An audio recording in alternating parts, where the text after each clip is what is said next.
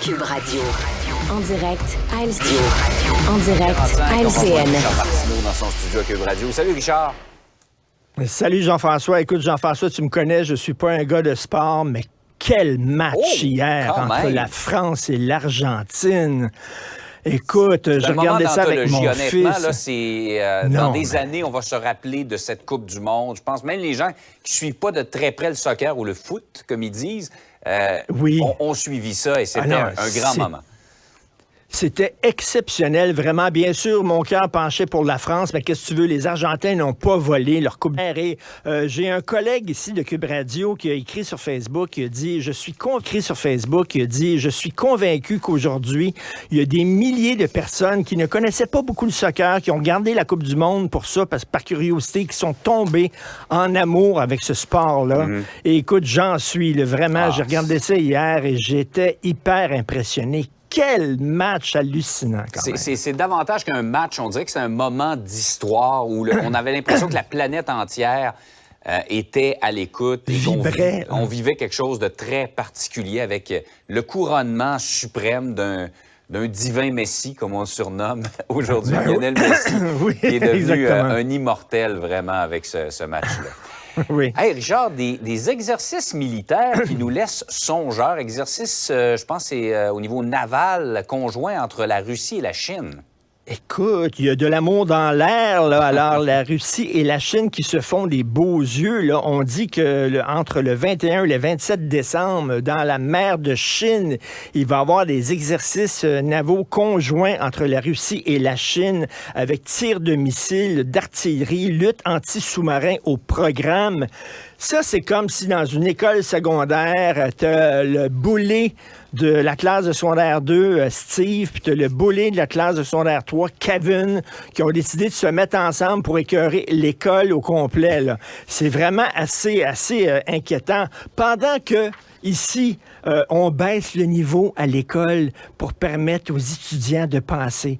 Pendant qu'on donne des sentences bonbons aux criminels, parce que l'important, c'est la réhabilitation. Hein, c'est pas la punition. Pendant qu'on permet à nos militaires de se déguiser en patoff sur le front. Pendant qu'on enlève des photos de Joseph Facal d'un cégep, parce que ça fait pleurer des petits lapins. Pendant que l'important ici, c'est le ressenti et non pas la réalité. Pendant ce temps-là, tu as les deux régimes les plus tyranniques quasiment au monde qui se mettent ensemble pour... Écoute, là, c'est vraiment... Tu sais, le Time Magazine a mis comme homme de l'année Zelensky. Ouais. Je peux comprendre, bien sûr, on est derrière l'Ukraine, c'est sûr et certain, mais l'homme de l'année, on le voit, là, à droite. C'est Poutine. C'est lui qui est en train de changer la donne. Ça ne veut pas dire, hein, la personnalité de l'année qu'on approuve ce qu'il fait. C'est la personnalité qui a eu le plus d'impact ou d'influence sur ce qui s'est passé dans le monde. Et effectivement, Poutine en a pas mal. Il est en train de changer la donne. Et là, tu as deux régimes qui disent, nous autres, maintenant, c'est nous autres qui vont être la police du monde. Là, regardez, là, on va être ensemble. C'est assez peurant. Je vous fais... OK, un petit conseil, OK? Là, c'est une suggestion de cadeau de Noël et même un cadeau que vous pouvez vous faire. Vous devez absolument lire ce livre-là qui s'intitule « Le mage du Kremlin », qui est un roman sur la Russie. C'est l'histoire d'un des proches conseillers de Poutine et ça nous explique ce qui est en train de se passer en Russie. Là-bas, en Russie, là, la tolérance, la gentillesse, le compromis, le dialogue, c'est vu comme un signe de faiblesse. Ce qu'ils veulent, eux autres, c'est pas un leader qui pleure, qui s'excuse, puis qui porte des chaussettes bizarres avec des personnages de Star Wars dessus. Je sais pas. Ce qu'ils veulent, eux autres, c'est quelqu'un qui a une main de fer dans un gant de plomb. C'est quelqu'un qui est prêt à aller très loin. Donc, écoute, c'est assez inquiétant ce qui se passe. On finit l'année sur une note quand même qui donne froid dans le dos. La Chine et la Russie ensemble, c'est peut-être pas... C'est pas un rêve, c'est un cauchemar. Absolument. Chez nous, maintenant, on en entend de plus en plus parler. J'ai moi-même vu un cas dans un restaurant où je suis allé en fin de semaine, ce qu'on appelle des no-shows, des clients. Et souvent, c'est pas juste des tables de deux, c'est des groupes de ce temps-ci avec les réservations du temps des fêtes. Ils se présentent pas, ils appellent pas, ils laissent le restaurateur avec le problème. Et j'en ai parlé souvent, je reviens là-dessus parce que, Jean-François, si je t'invite à souper à la maison avec ta blonde et que tu peux pas venir parce que ta blonde a la COVID, j'imagine que tu vas m'appeler. Ça devrait. Tu me laisseras pas faire mon épicerie puis tout ça et brûler mon steak parce que je suis un piètre cuisinier et tout ça. Tu vas dire, ben non, Richard. Alors, c'est la même chose. Pourquoi on fait ça pour les restaurants? Et le pire, c'est qu'il y a des gens qui réservent à 4-5 restaurants qui, à la dernière minute, vont décider, eux autres, quel resto ils vont choisir. Appelle pas les autres. Et je parle de ça parce que pour moi, ça, c'est représentatif de comment on est maintenant. Un manque de courtoisie, un manque de politesse. C'est me, myself and I, comme on dit de plus en plus. Écoute, t'ouvres la porte et quelqu'un qui a des paquets, la personne va passer, te dit même pas merci, veut rien savoir, pense, c'est chacun pour soi de plus en plus. Quelqu'un qui veut sortir, qui a un garage dans une ruelle, veut sortir de la ruelle et emprunter la rue, les gens le laissent pas passer, les gens en auto, boum, boum, boum, filent.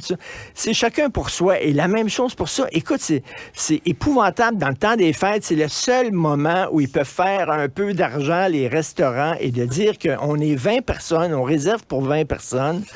Les restaurants, souvent, font rentrer de la main-d'œuvre supplémentaire, puis Dieu sait que c'est difficile de trouver de la main-d'œuvre. Et là, pour rien, parce que vous vous pointez pas. Vraiment, là, c'est vraiment épouvantable. Moi, en voyant des nouvelles de même, là, Richard, ça me donne mal au cœur pour les restaurateurs qui en ont bavé depuis 2 ans et demi, presque 3 ans. Là, ils ont fermé, ils ont eu toute la misère du monde à traverser. Tout ça, puis là, ils reprennent les affaires et là, ils sont pris avec des problèmes comme ça. C'est un manque élémentaire de considération pour ces gens-là. Tout à fait. Un manque élémentaire, comme pendant la pandémie, ou plus fort de la pandémie, qu'il y a des gens qui disent « Moi, je me fais pas vacciner, je m'en fous totalement des autres. » Alors, à un moment donné, il faut penser un peu aux autres. Donc, pour les restaurateurs, si vous pouvez pas y aller, il n'y a pas de problème, appelez et dites « Je suis désolé. » Ils vont pas vous crier après. Faites-en pas. Ils vont dire, au contraire, ils vont vous remercier de les avoir avertis. Exact. Je pense que tu as été dur avec tes talents de cuisinier, Richard. On m'a dit que tes œufs cuits durs étaient excellents. Écoute, je fais brûler de l'eau, moi, vraiment. Là. C'est ça. T'es rendu là. Hey, salut, bonne. Cube Radio.